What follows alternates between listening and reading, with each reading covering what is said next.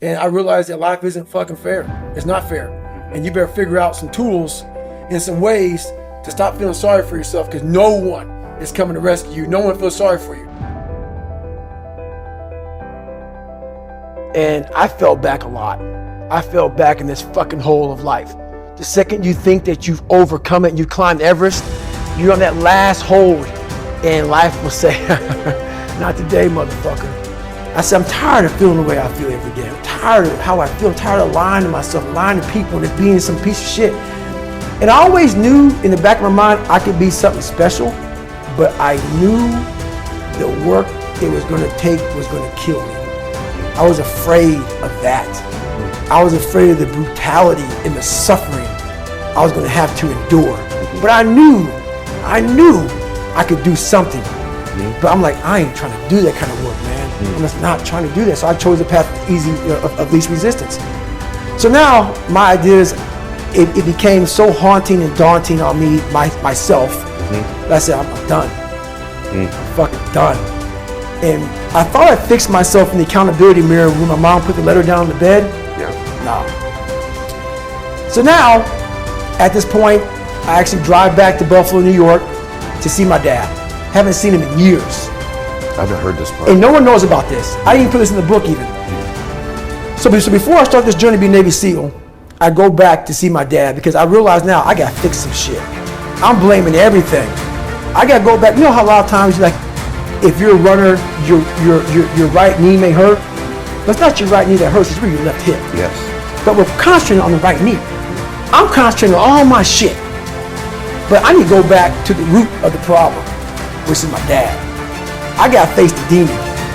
I gotta go back and see what made him so fucked up to make me so fucked up. Why am I fucked up?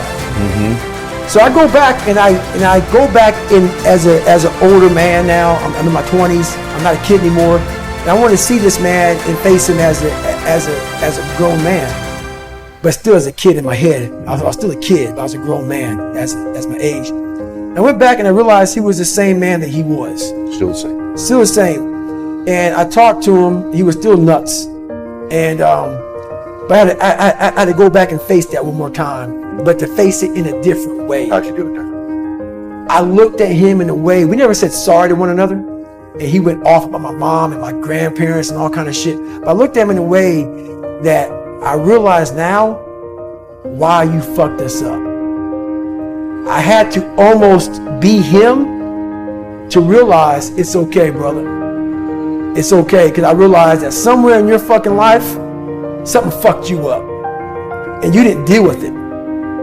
And so you put that shit on me, my mom, and everybody around you. I'm gonna deal with my shit.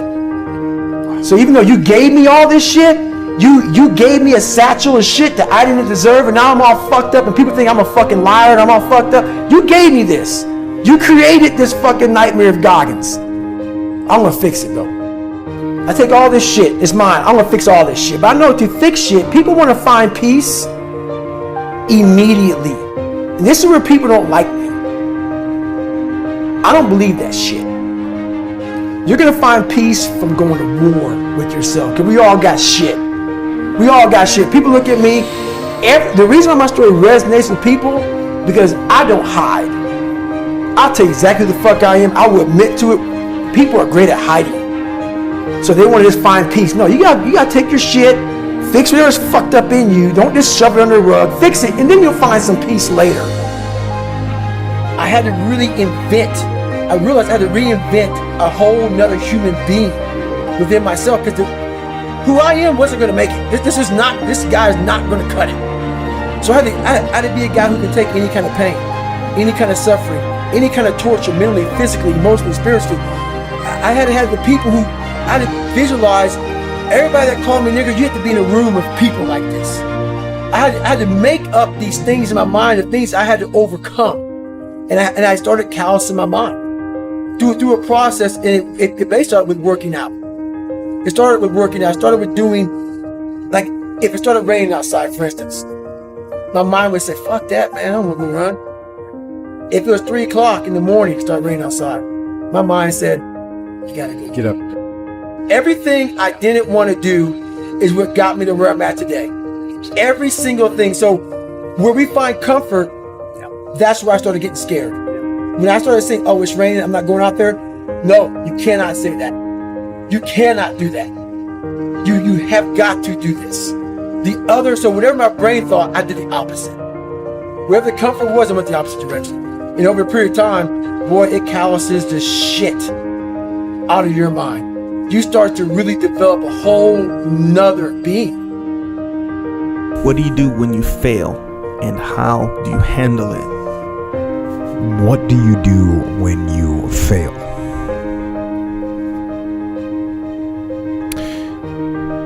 You know, recently we reviewed that U.S. Army field manual on here from like World War II era. And it says in that manual, it says, other than death,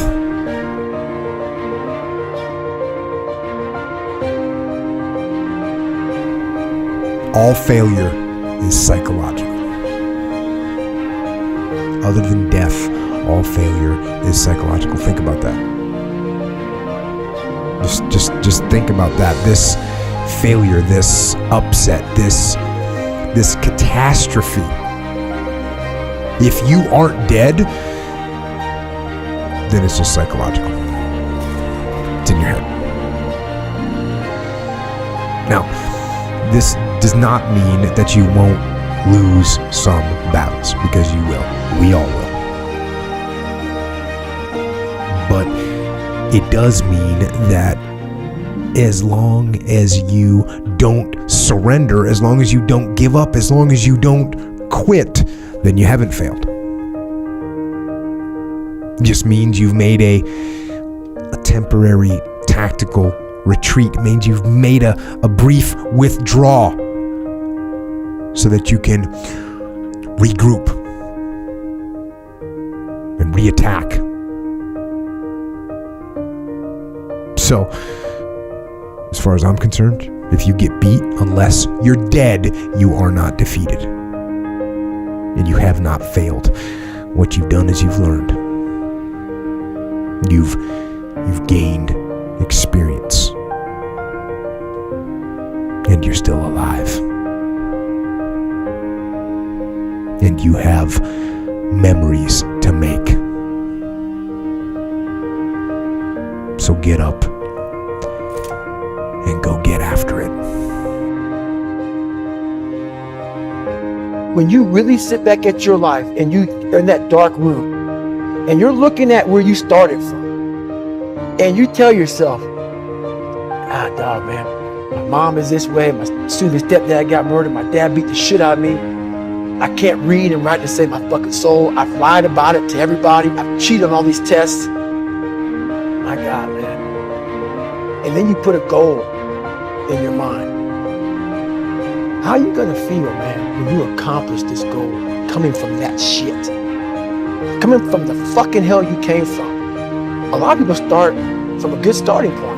They have a good foundation. What if you can surpass all of these motherfuckers? What if everybody who was fucking way up here started up here, and you started with no legs. You had to grow fucking legs to even start walking, and then crawling, and then running, and then you start passing people with all this given to them.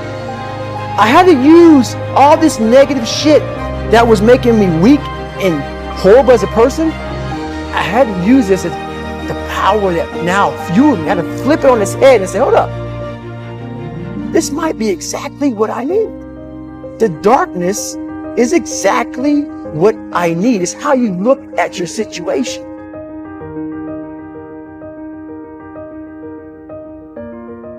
She never picked me up. The biggest thing she did for me, and this is the honest to God truth, and she doesn't even know she did it. When I would bust my ass, when I would fail, when I was at the bottom of the sewer, she never picked me up. She never gave me that cookie and said, hey son, it's gonna be okay. She didn't have time for that. And sometimes she gets upset when I talk about my past because it paints her out to be not the best mom. If I had any kind of mom in that kind of environment, I would have never made it. Because she forced me, for whatever reason, she forced me to, you better figure this out, or you're going to be a statistic. Wow. And this is something that she didn't sit down and tell me.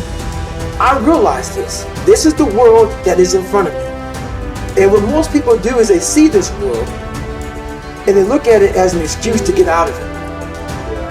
I started looking at it as this is the ultimate training ground for the rest of my life. I have all these valuable lessons, because if you look out the world right now today, it's not a nice place. I'm very prepared for it. I'm prepared for it. I'm prepared for all the failure coming my way. I'm prepared for everything my way. And that's the biggest lesson that she taught me by not teaching me.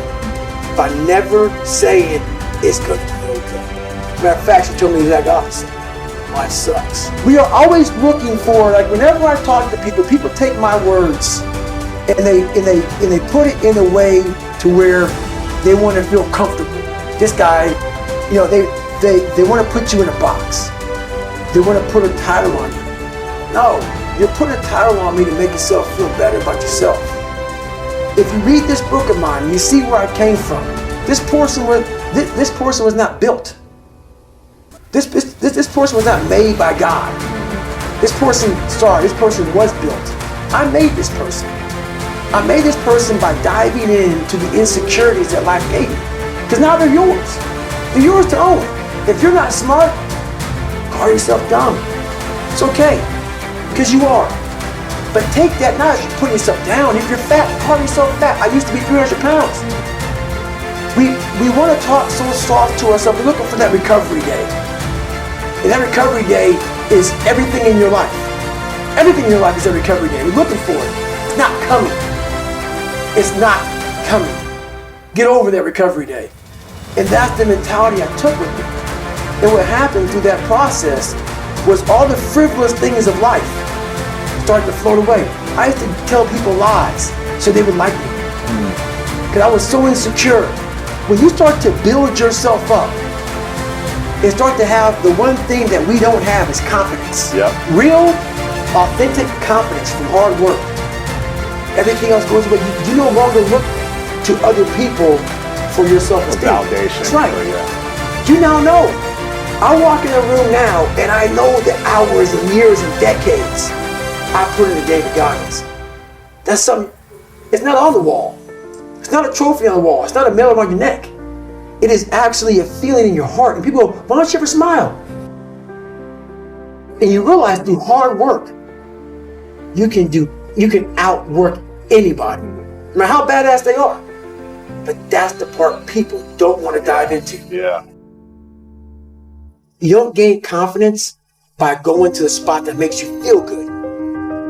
It's going to be a false reality. And the second life gives you that challenge, all you want to do is go back to what made you confident or what gave you confidence. Is that happy spot? No. What gives you confidence, what gave me confidence, was spending years at a kitchen table trying to learn how to read and write on my own. Realizing I can't learn the way you learn. I can't. But I can learn. What gives you confidence, not being afraid, is overcoming the fear. I used to stutter severely bad. So right now, I don't know how many people are going to watch this. You know what gives me confidence? Is knowing I no longer care if I say or start stuttering to you. Yeah. That's what gives me confidence, is facing these things, overcoming them. And maybe not overcoming them every day, but facing them. And facing them and facing them. Pretty soon like this, you know what, man, this is where it's at. It's not in that comfort zone. It's in the discomfort zone is where my confidence is getting built. That's where it's getting built. But people want an easier answer. Yeah. There has to be an easier way. That's what the mentality is all about. My whole thing is a mentality thing. Like I told you the last time I was on the show, I viewed myself as the weakest person on the planet Earth. My goal in life was to, in my mind, believe I'm the hardest man alive. And that's why the whole thing is can't hurt me. That's what it's about. It's about whatever you think you are, you have to make that dream a reality. That's where the hard part is making that dream a reality. That's where the hard work comes. That's where people know, how do you keep grinding every day? You have to make those insecurities, those fears. Like when I was 300 pounds, I didn't have any drive. I'm gonna go be a Navy SEAL. What kind of stupid shit is that, 300 pounds? There wasn't like a drive to go be a Navy SEAL. I was an insecure, lying kid, afraid. I had to look at my insecurities and in my fear and find drive in that. We're all looking for passion. Passion's all around you. You have a whole fucking stack of it all around you. It's your insecurities, all that shit. You gotta dive deep in that shit. All of it, it's all in there. All the energy and fuel you need is right in yourself. It's all there. You got a lot of stuff to do to overcome. And that's where I found it. I found it right there in my own insecurities. I found drive in my own insecurities. And that's the most powerful thing in the world. When you can find drive in your own doubt, fear, insecurities, you become very unstoppable. Your biggest enemy, the most important conversation you will ever have in your fucking life is the one you have with yourself. You wake up with it, you walk around with it, you go to bed with it. Eventually, you're going to act on it, whether you're good or bad. You have to. That's why the whole thing about this book I have, it's about you. It is about you. It's strictly about you finding who you are. So many people die, live 100 years, never fucking know who they are. Never know who they are. You have to look in that mirror and know there's so much more in here, man. Because I could literally right now be a 300-pound guy spraying for cockroaches still to this day if I did not look in that mirror and say, there has to be more to this. This can't be it. And then willing to go into it, dive deep into it, and give all I have to find it. So that's what all that's about. And I believe all of us humans have an equation like, pi is 3.14. That's how you solve for that equation. Every human being has a different equation. And there's not like some cookie cutter book of, hey, read this book and you'll be fixed. No, you gotta figure out your own personal equation. And once you figure out that equation, you now become a mathematical fucking genius about yourself. And that's what this book does. It makes you a fucking genius about who the fuck you are. And then from there, once you realize 3.14 is pi, you can solve any fucking equation in the world. In life, even life itself puts their head down toward David Goggins. Shit, yeah. This motherfucker is not going to stop. So that mentality became what I wanted. And that's how it started, with that visualization of the canvas. And all I gotta do is just keep getting up. I'm my own role model.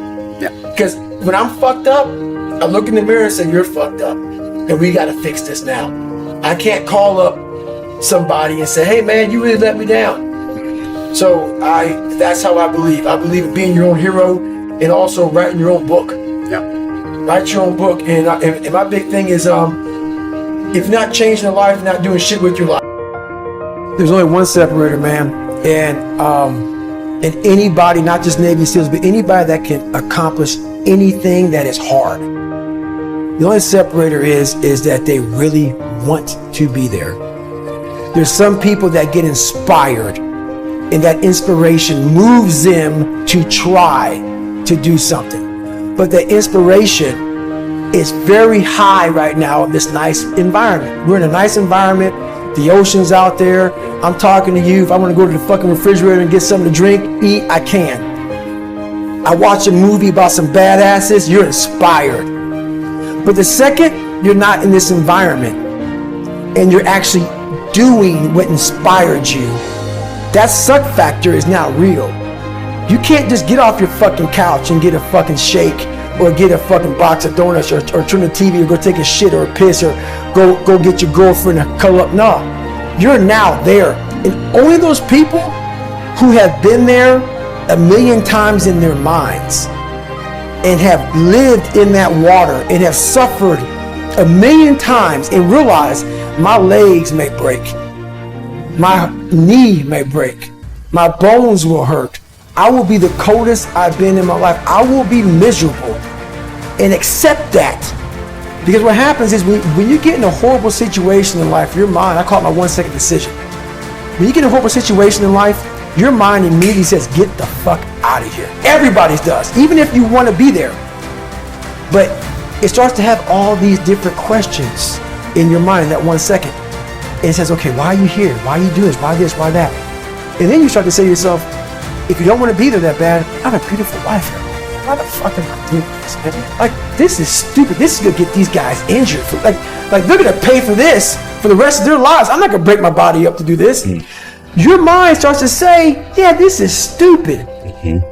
But if you are already knowing that this is going to happen to you, you have all the answers to these questions that your mind starts to give you when you're in suffer mode. What changed me was I had to be hard on myself. Yep. And I have to continue to grind myself into a fine dust. Period. That's where I feel good. I feel like I accomplished something. If things come easy, it's not fun. I must fail at something repeatedly. It has to haunt me.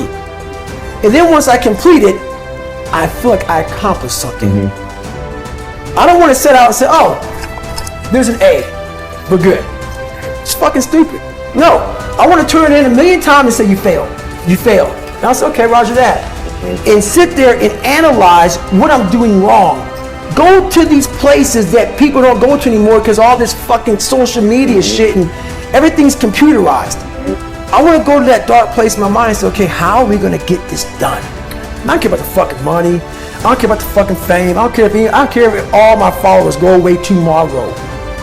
I wanted a lot of people that doubted me to look like Apollo Creed did in that 14th round because I got back up repeatedly. And when you keep on getting back up like that, no matter how strong the person is that's beating the shit out of you, they eventually look at you and say, you know what, I'm tired. And I just want people to be tired. Just be tired. I want to make you tired because I just continue. So that's what that movie did to me. That movie changed how I looked at life. Me too. It did. Me too. I didn't want to win. I still don't want to win for some reason. I don't care about winning. For some, I just want to go the distance. So when I was going through basic airborne school, there was like a running joke that if you didn't jump out the door when it was your time to jump out the door, someone will push you out. Well, the fact of the matter is that's not true. There's something called a no jumper. They refuse to jump. And they get taken back down to the ground and they never get their airborne wings. Well, let me tell you something that's very similar to life. There's no one that's going to push you out the door. You got to jump yourself.